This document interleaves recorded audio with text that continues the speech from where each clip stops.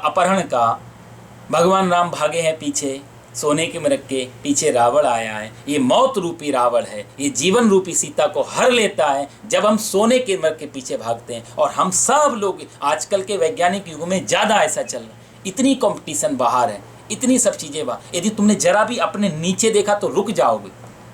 इसलिए भागो भागो, सारे बच्चों को हम यही सिखा रहे हैं, सारे स्कूल कॉलेजों में यही हो रहा है। वो जो भागने की, दूसरे से कंपेयर करने की, दूसरे से तुलना करने की जो ये बुद्धि डाली जा रही है बच्चों के दिमाग में, वो पूरा समय, पूरा जीवन पीछा करते। कभी स्कूल में, कभी रैंक में, कभी पेपर में, कभी जॉब में, कभी किसी और चीज़ में भागते रहते हैं बिना ये देखे कि कोई लक्ष्य भी तो निर्धारित हो। भगवान राम की कथाएं अद्भुत हैं, बहुत कुछ सिखाती हैं। इसलिए ठीक कहते हैं लोग कि राम हिंदुओं के नहीं हैं, राम कोई एक धर्म के नहीं है, राम पूरी मानव जाति के हैं, राम पूरे विश्व के हैं। इन अर्थों में राम पूरे विश्व के हैं, लेकिन धर्म और इनसे जोड़ देने से फिर वो मजहबी हो जाते हैं। फिर वो कथाएं तो फिर अलग हिसाब से चलती हैं, कथाओं के भाग थोड़े भक्तिमय होते हैं, लेकिन दूसरे अर्थ से राम को कोई नकार नहीं सकता। देखो, सौतेली माता के कहने से वन को जा रहे हैं, सोचने वाली बात है। सौतेली माता, हम अपनी सगी माता को पानी देके राजी नहीं है, हम सगे पिताजी के साथ में आर्गुमेंट कर लेते हैं। एक चेला अपने गुरुजी की जितनी सेवा कर पाता है, एक संतान अपने माता पिता की उतनी आज्ञा नहीं मान पाती। हम ऑफिस में मैनेजर की जितनी जी हजूरी कर लेते हैं, अपने पेरेंट्स की उतना नहीं कर पाते हैं, वहां वाद विवाद खड़ा हो सकता है। प्रोफेशनल लाइफ में हम जितना कॉम्प्रोमाइज करते हैं, पर्सनल लाइफ में अपने आराध्य, अपने पूजनीय लोगों को साथ कॉम्प्रोमाइज नहीं कर पाते, वहाँ एग्रेसिव आ जाते बीच। कितना कठिन है, जो अपने हैं उनके साथ हम एग्रेसिव हो जाते हैं, जो पराए हैं क्योंकि नौकरी बचानी, क्यों? क्योंकि 4 पैसे। जीवन किस, यदि या तो हमारे अंदर कॉम्प्रोमाइज हो ही नहीं, यदि है तो फिर भेदभाव क्यों? यदि मैनेजर के साथ में समझौता हो रहा है तो माता पिता के साथ क्यों नहीं? इसका मतलब हम छांटते हैं किसके साथ में हम जीत सकते हैं, किसके साथ किसको हम हरा सकते हैं। राम जी सौतेली माता के कहने से जाते हैं। भरत भैया, भाई भाई का प्रेम देखो, भरत भैया 14 साल तक खड़ाओं को, अपने चरण पादुकाओं को सिंहासन पे रख के आज्ञा मांगते हैं। गाय के गोबर से निकले हुए जौ से दलिया बना के खाते 14 वर्ष तक उन्होंने, मैं चर्चा कर रहा था इस बारे में, 14 वर्ष तक भरत जी के इस भक्ति के प्रभाव से, राम जी में अटूट श्रद्धा के प्रभाव से, वाल्मीकि रामायण में आता है कि 14 साल तक अयोध्या में किसी बच्चे ने जन्म नहीं लिया। क्यों? जन्म होगा तो जन्म की खुशी मनाई जाएगी, मंगल गीत गाए जाएंगे, और राम जी नहीं है तो कैसा मंगल और कैसी गीत। इसलिए 14 वर्षों तक अयोध्या में ना तो कोई मरा और ना किसी का जन्म हुआ, ऐसा वाल्मीकि रामायण में आता है। ये भरत का प्रभाव है। इसलिए राम जी जिन जिन को जैसे छोड़ के गए थे, पूरी अयोध्या एक आशा में जी रही है, राम जी लौटेंगे, राम जी लौटेंगे, राम जी लौटेंगे। और राम जी ने अपना वचन पूरा किया, उन सबसे मिले जिनको छोड़ के गए थे। भरत जैसा त्याग यदि जीवन में हो, समय ठहर सकता है, मानो भरत जी बताना चाहते हैं। तो बहुत सारी अद्भुत चर्चाएं हैं राम जी के, वो सब में फिर कभी थोड़ा थोड़ा हम लोग लेते रहेंगे। जन्माष्टमी पे भगवान श्री कृष्ण की लीलाएं हैं, मैं प्रयास करूंगा कि मंगलवार को उस विषय में थोड़ी सी चर्चा करें। अच्छा, एक चीज़ इसमें और मेरे को ध्यान आती है, आप देखो तो राम जी के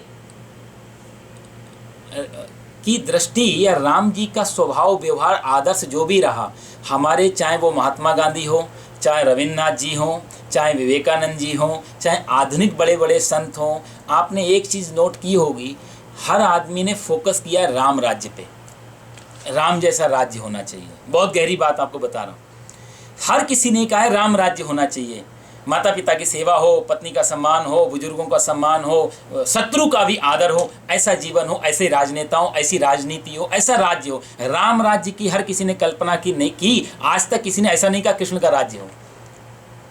कृष्ण के राज्य की कभी आपने चर्चा नहीं सुनी होगी कि कृष्ण राज्य चाहते हैं, क्योंकि कृष्ण खतरनाक है जीवन के साथ में, हम नहीं झेल पाएंगे उनको। कृष्ण के जैसा राज्य कोई नहीं बात करता है। महात्मा गांधी भी कृष्ण से परेशान है, वहां पर कृष्ण के राज्य से, कृष्ण को स्वीकार करते हैं गीता के रूप में, लेकिन महात्मा गांधी जी को भी यदि उनको कह दिया जाए कृष्ण जी के जैसा राज्य, तो वो भी बेचारे नहीं, राज्य तो राम जैसा होना चाहिए।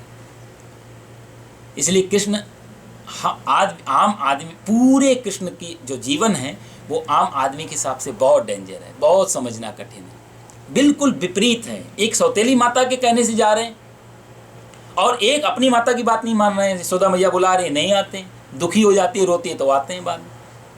माता पिता जेल में और ये माखन चोरी लीला कर रहे हैं। आप देखो ना, भगवान श्री कृष्ण के माता पिता देवकी वसुदेव जी जेल में बैठे। जिस बच्चे का माता पिता जेल में बैठे हों वो रासलीला कैसे खेल सकता है साहब? लेकिन मस्त है, जहां है कृष्ण वहां पूरे हैं, ना फ्यूचर है ना पास्ट है उनके पास में, जहां है वहां पूरे हैं। इसलिए लोग क्वेश्चन निकालते हैं, राम क्यों कृष्ण वापस नहीं आए वृंदावन? नहीं आए, और नहीं आने में ही उनकी लीला की पूर्णता है। वो राम जी की तरह वापस आते तो शायद लीला में पूर्णता नहीं होती। उनका अलग व्यक्तित्व है, वो जहाँ जाते हैं पूरी तरीके से जाते हैं, वो पीछे की याद नहीं रखते और आगे की कोई आकांक्षा नहीं रखते।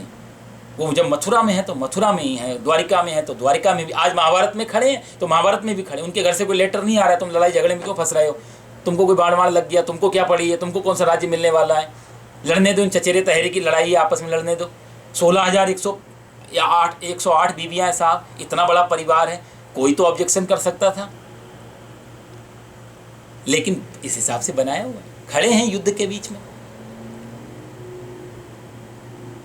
तो भगवान श्री कृष्ण को, पूरे श्री कृष्ण को समझना बहुत कठिन है, उतारना और भी ज़्यादा। इसलिए कहते हैं कृष्ण की बातें महत्वपूर्ण हैं, कृष्ण की लीला जीवन के लिए महत्वपूर्ण नहीं है। कृष्ण के जैसा चरित्र करना महत्वपूर्ण। कृष्ण की सुनो, राम जैसा रहो। राम के जीवन से सीखने को मिलता है कि राम जी तो बहुत ज़्यादा बोले भी नहीं हैं। ऐसा नहीं राम जी को आता नहीं हो। आपने एक शास्त्र का नाम सुना होगा, योग वासिष्ठ। भगवान राम आज मन में बहुत दुखी हैं, चिंतातुर हैं थोड़े से। दशरथ जी आए पूछने, नहीं बताया। कौशल्या माता आई, नहीं बताया। सबने पूछा, बताते नहीं है, तो गुरु जी को बुलाया, वशिष्ठ जी को, आप पता करो, आपका तो शिष्य है, क्यों दुखी है, क्यों परेशान है। तो भगवान राम के पास जब वशिष्ठ जी आए तो उन्होंने प्रणाम किया है। तो भगवान राम से वशिष्ठ जी ने पूछा, क्यों दुखी हैं आप, क्यों चिंता में हैं, आज स्वभाव कुछ गंभीर लग रहा है। तो भगवान राम ने उनसे प्रश्न वहाँ पे किया है कि मैं जीवन में आया तो शरीर लेके, मनुष्य का उद्देश्य क्या होता है? सिर्फ ये राजपाट संभालना, सिर्फ बच्चों को मैनेज करना, पैदा करना, या इससे आगे की भी कोई यात्राएं हैं, इससे आगे भी कोई लक्ष्य है हमारे? इसी चिंता में हो। मनुष्य जीवन क्यों मिला है? देखो, भगवान होके भी मनुष्य के शरीर में आके मनुष्य की मर्यादा निभाते हैं। ऐसे जब प्रश्न किए तो वशिष्ठ जी समझ गए, बोले अब आपको ज्ञान की जरूरत है, आप प्रवेश करेंगे ग्रस्त में, उससे पहले ये ज्ञान जरूरी है। तो योग वासिष्ठ नाम का एक पूरा ग्रंथ है, आप उसको पढ़ो, बहुत बड़ा ग्रंथ है। मैंने तो सुना है शायद 1 लाख मंत्र हैं उसमें, बहुत बड़ा ग्रंथ है। भगवान राम जी के प्रश्न हैं, वशिष्ठ जी के उत्तर हैं, नाम योग वासिष्ठ है। अद्भुत प्रश्न किए हैं भगवान राम ने वशिष्ठ जी से, और वशिष्ठ जी ने कहा ये अच्छा समय है ग्रस्त में जाने से पहले, जीवन में आने से पहले। यदि पहले एक प्रूफ हो गई, बुलेट प्रूफ पहन लिया आपने जैकेट, अब आपको बाहर की चीज़ें विचलित नहीं करेंगी।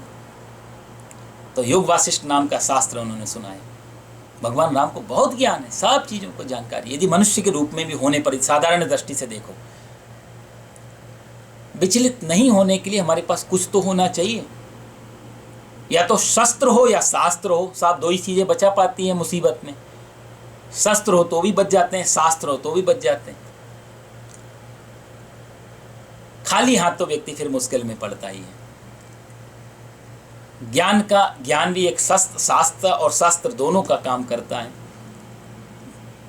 ऋते ज्ञानान मुक्ति कहते हैं, दूसरे का जो कर्म कांड पूजा आदि करते हैं, इनका फल भविष्य में होता है। हमने शंकर जी को जल चढ़ाया, उसी समय शंकर जी आपको आकर के कोई फल नहीं देंगे, टाइम लगेगा।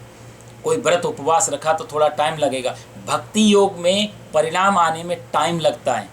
कर्म कांड किया, पूजाएं की, इनके फल आने में टाइम लगता है, लेकिन ज्ञान का फल तत्काल मिलता है। अभी जान लिया, अभी मुक्ति। ज्ञान जब हो जाएगा उसी समय, उसी क्षण मुक्ति। इसका फल फ्यूचर में नहीं है। इसलिए ज्ञान ही ज़्यादा श्रेष्ठ है भक्ति योग में। ज्ञान ऋते ज्ञानान मुक्ति, ज्ञान होते ही मुक्ति है, इसी संसार में, इसी समय में। तो इसी के बारे में चर्चा कर रहे हैं हम लोग। लंबा चर्चा नहीं करेंगे, गीता के अध्याय को, श्लोक को लेते हैं हम लोग आगे।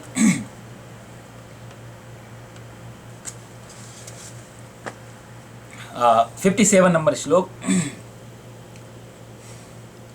या सर्वत्रानविस्नेहस्तत्तत्प्राप्य शुभाशुभं नाभिनन्दति नाद्वेष्टि तस्य प्रज्ञा प्रतिष्ठिता।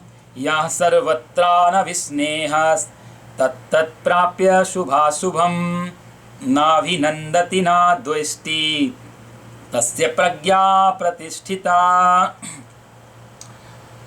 कहते हैं कि सर्वत्र अनभिस्नेह, सब जगह जो आसक्ति रहित हो जाता है जो मनुष्य,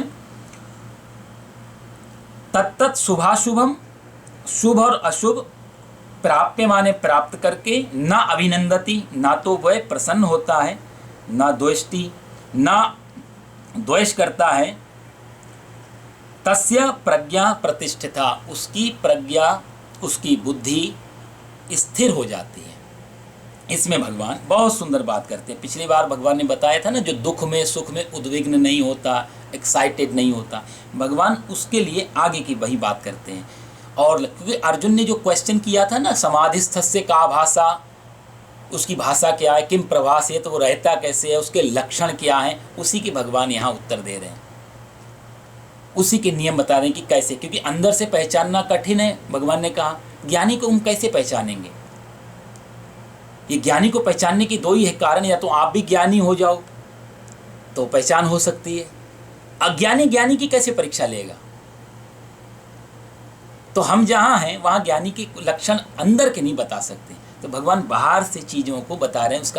उसका बोलना चालना कैसा है, उसका बैठना कैसा है, उसका चलना कैसा है, उसकी लिविंग क्या है, उसकी आर्ट ऑफ लिविंग क्या है, जीवन की कला कैसे करता है।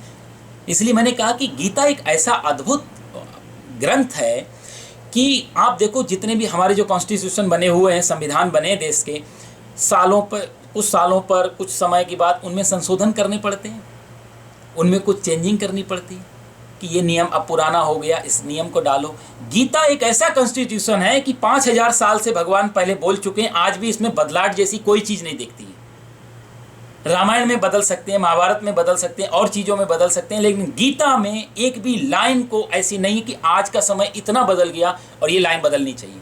आप पूरी गीता आप सुनते रहिए साथ साथ, और आप देखते रहिए। इसमें अद्भुत ग्रंथ है जिसको अपडेट करने की कोई ज़रूरत नहीं पड़ेगी कभी भी, पूरे विश्व के लिए। ये तो भगवान की बनाई हुई, जैसे हमारी लोगों की बॉडी है ना, एक कार बनती है, इस साल 2019-20 का मॉडल है, अगली साल 2021 का नया मॉडल आएगा, कुछ चेंज अपडेट करके आएगा। मतलब क्या हुआ कि पिछली साल जो गलती रह गई इस साल सुधार ली, यही तो मतलब हुआ। हर चीज़ अपडेट करने का मतलब है जो पिछली बार भूल गए इस बार डाल दिया हो। हमारे इंजीनियर लोग लगे हुए हैं, बुद्धिमान लोग लगे हुए हैं कि साहब इसमें ये भी ऐड कर सकते हैं। हर साल अपडेट करना पड़ता है। हम अभी भी ऐसी कोई चीज़ नहीं बना पाए इंसान जिसको अपडेट ना करना पड़े। और भगवान विधाता का शरीर देखो, हजारों साल से ऐसा बना हुआ नाक, कभी भी ब्रह्मा जी को चिंता नहीं कि नाक यहाँ पे गलत है, यहाँ पे लग जाए, कान यहाँ पे नहीं है, यहाँ पे ठीक रहेंगे। एक बार भी शरीर को अपडेट करने की ज़रूरत नहीं पड़ी। ये प्रकृति की रचना है, मनुष्य की रचना अधूरी ही रहती है क्योंकि मनुष्य खुद अधूरा है।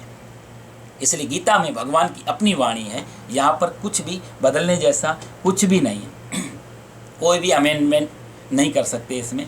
तो भगवान यहाँ पर कहते हैं कि यह सर्वत्रान विस्नेह, ये देखा जाए तो ये लाइफ ऑफ मैनुअल है। जैसे हम लोग गाड़ी चलाते हैं, कोई चीज़ चलाते हैं तो एक मैनुअल के हिसाब से चलाएंगे तो गाड़ी अच्छी चलेगी, सही चलेगी। कोई भी एक छोटा सा खिलौना भी खोल रहा हो तो हम लोग मैनुअल पढ़ते हैं उसके, कैसे इसको फिक्स करना है, कैसे ठीक करना है, कैसे इंस्टॉल करना है। तो गीता लाइफ का मैनुअल है। यदि गीता के हिसाब से चलने लग जाएंगे कोई गलती नहीं आएगी, जीवन बिल्कुल व्यवस्थित चलेगा। भगवान यहाँ पे लाइफ मैनुअल दे रहे हैं। या सर्वत्रान विस्नेह, दोनों दृष्टियों में कहते हैं जो सब जगह से अविस्नेह हो जाता है, स्नेह रहित हो जाता है, जहाँ पर स्नेह नहीं रह जाता। स्नेह आप लोगों ने सुना होगा शब्द, स्नेह का मतलब लव नहीं होता, स्नेह का मतलब प्रेम नहीं होता। पूरी गीता में भगवान कहीं ये नहीं कहेंगे कि प्रेम मत करो। प्रेम के विरोध में भगवान श्री कृष्ण नहीं है, क्योंकि खुद ही बहुत बड़े प्रेमी हैं वो। उनके हृदय में एक बार जो आके बैठ गया निकलता नहीं है। आपको कभी कथा सुनाऊंगा, मथुरा में बैठे हुए हैं और गोपियों को याद कर रहे हैं उद्धव के साथ में, जो चर्चा की है वो सुनने लायक। भगवान का प्रेम है। प्रेम में क्या होता है कि प्रेम यदि छूट भी जाए, प्रेमी यदि चला भी जाए तो भी दुख नहीं देता। स्नेह में बंधन होता है, स्नेह में एक मालकियत होती है। वो कहते हैं जैसे मैं चाहूं वैसे तुम करो। प्रेम में कोई बंधन नहीं है, कोई मालकियत नहीं है, कोई ऑनरशिप नहीं है। स्नेह में, ममता में, मोह में, जैसे एक पिता अपने पुत्र को बड़ा करता है तो वो चाहता है हमारा नाम रोशन करे। आज मैंने इसकी उंगली पकड़ी, कल ये मेरी उंगली पकड़े। आज ये नहीं चल पा रहा है तो मैं उठाता हूँ, ये गिर जाता तो मैं कल को मैं गिरूंगा तो ये उठाए। आज मैं इसका खर्चा उठा रहा हूँ, कल को मेरा खर्चा उठाए। स्नेह है, गलत नहीं है सामाजिक व्यवहारिक दृष्टि में, लेकिन भगवान श्री कृष्ण कहते हैं कि दुख का विषय तो है ये। क्योंकि जब जब स्नेह टूटेगा, जब जब एक्सपेक्टेशन पे चोट लगेगी, दुख होगा। तो ज्ञानी पुरुष स्नेह नहीं रखता। एक चीज मैं आपको और बताऊं, स्नेह जो शब्द है वो उसको संस्कृत में चिकनाई पदार्थ को भी स्नेह बोलते हैं। जो चिकट पदार्थ होते हैं जैसे घी है, तेल है, इसको भी स्नेह बोला जाता है। तो जैसे हम लोग घी तेल मिला कर के चीज़, वो लड्डू बनाना है, तिल गुड़ के थोड़ा घी मिलाया तो चिपका देते हैं ना उनको, तो घी सूखेगा तो चिपक जाएंगे। स्नेह को घी और तेल का संज्ञा दी गई है। यहाँ भगवान उसकी बात कर रहे हैं जो संसार में रहता है, प्रेम करता है, लेकिन स्नेह की तरह चिपकता नहीं संसार में। वही खतरा है सारा। या सर्वत्रा न विस्नेहस, जो इस हिसाब से चलता है और तत्तत् प्राप्य शुभाशुभम, जो सुख और दुख दोनों में समान रहता है। सुख और दुख जब दोनों आते हैं तो दोनों, सुख जब आता है तो बहुत हर्षित नहीं होता। आगे भगवान कहेंगे युगना हिष्यति ना दुष्टि ना सोचति ना कांक्षति, 6ठे अध्याय में शायद आएगा ये श्लोक। सुख में यदि हम खुश हो गए तो दुख में हमको रोना पड़ेगा।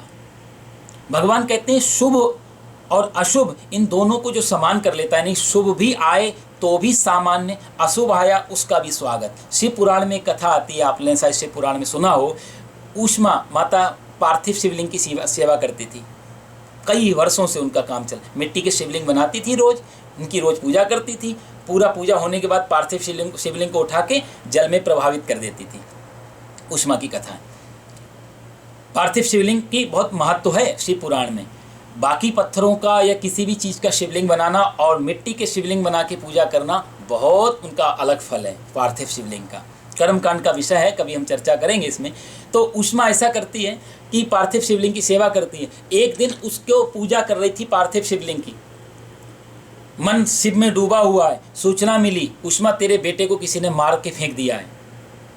सुना उसने, बेटे को मार के फेंक दिया है। पार्थिव पूजा कर रही थी, करती रही।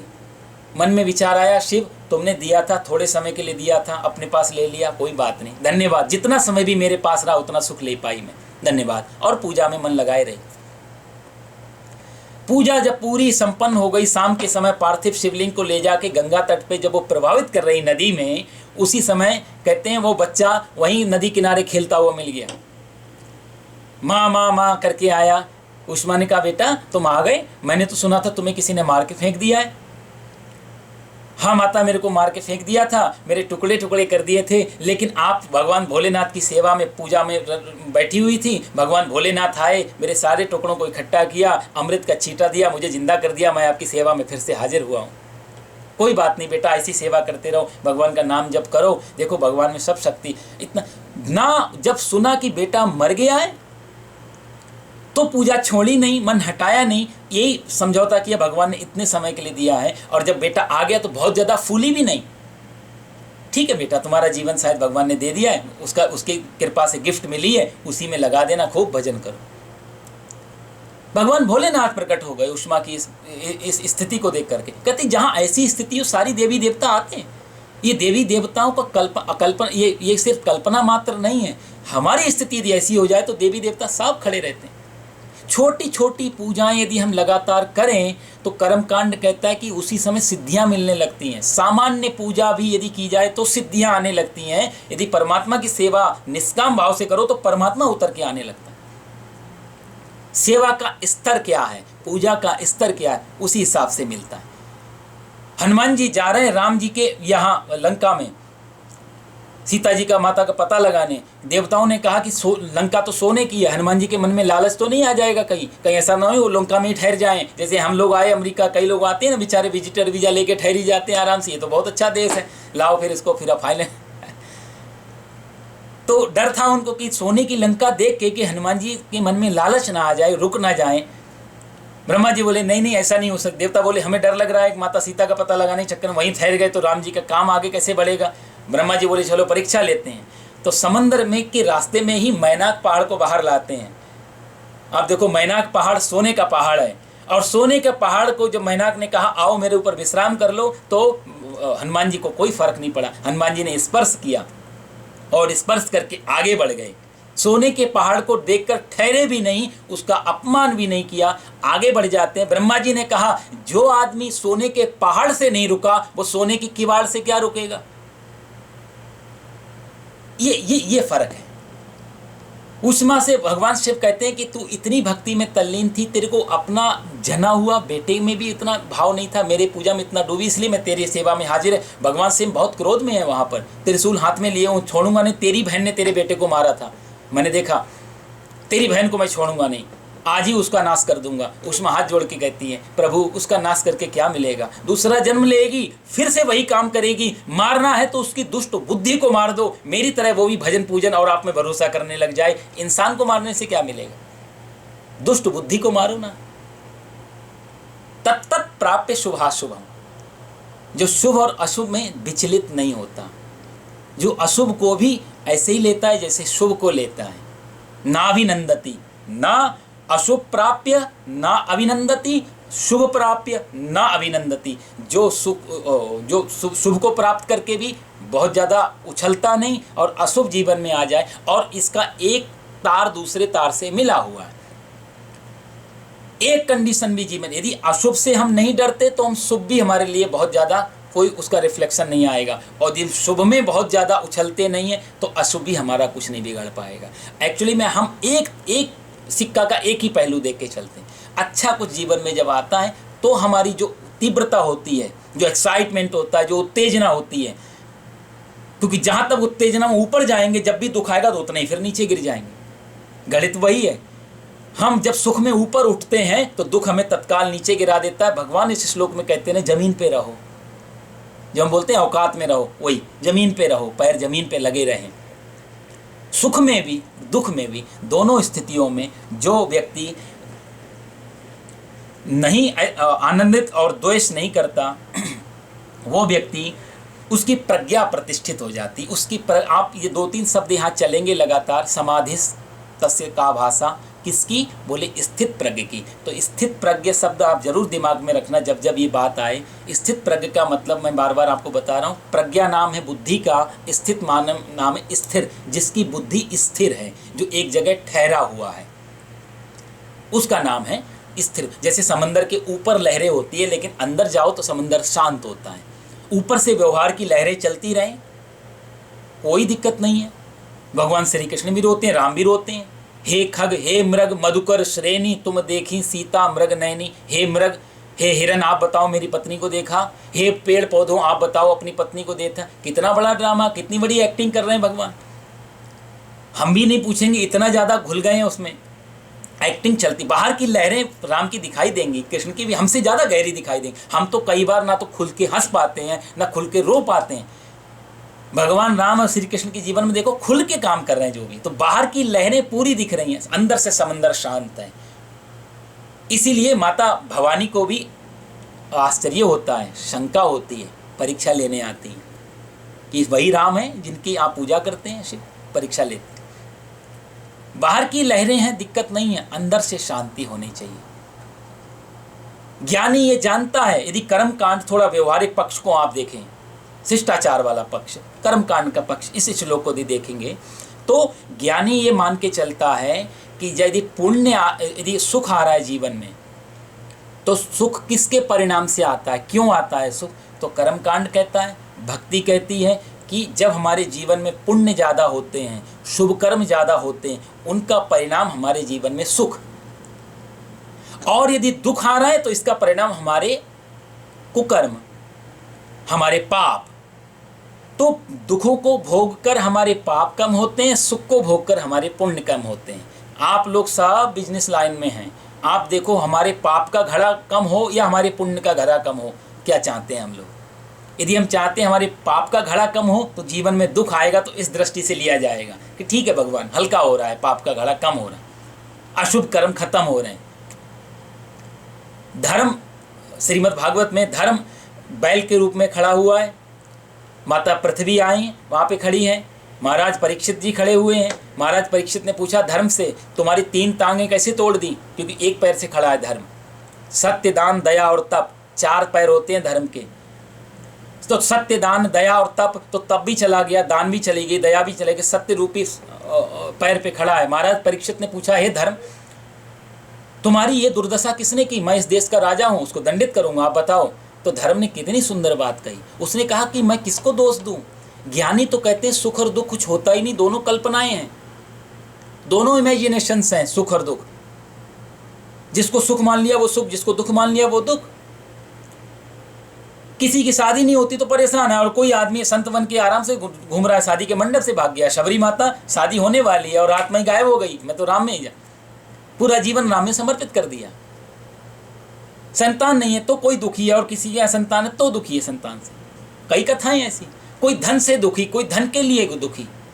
सुख और दुख ये दोनों की अपनी परिभाषाएं हैं। हम ये फिक्स नहीं कर सकते कि ये चीज में ही दुख है।